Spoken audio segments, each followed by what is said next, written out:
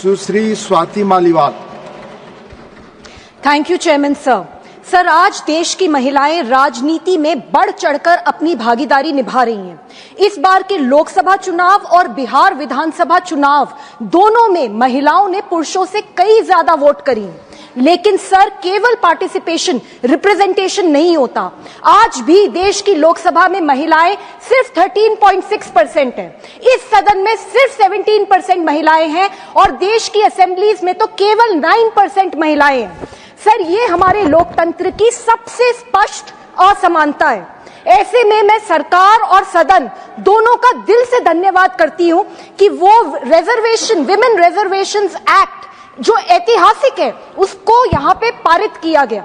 Sir, मेरा ये मानना है कि जब ये कानून जमीन पर इंप्लीमेंट होगा तो देश में जरूर क्रांति आएगी। सर, पर विश्व भर में महिलाएं जो भी राजनीति में आती हैं उनकी जिंदगियों में बहुत चुनौतियां आती हैं। सर, इंटर पार्लियामेंट्री यूनियन और यूएन विमेन की 2016 की रिपोर्ट है जो ये बताती है that 80% of women parliamentarians across the globe face psychological abuse.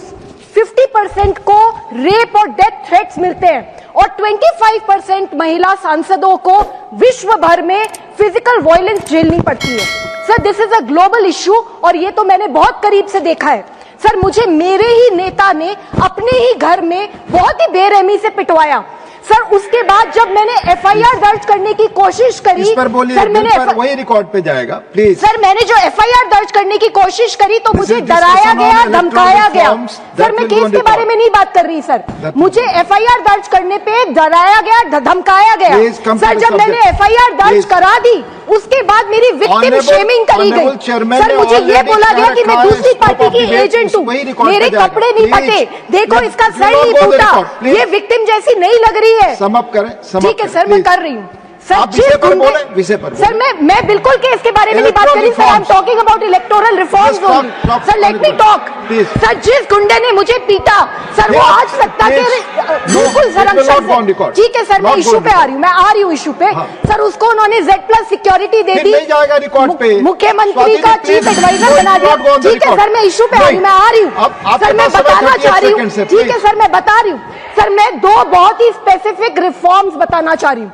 Sir, number 1, her political party में सर इंटरनल कंप्लेंट्स कमिटी अनिवार्य होनी चाहिए और sir independent grievance redressal mechanisms होने चाहिए।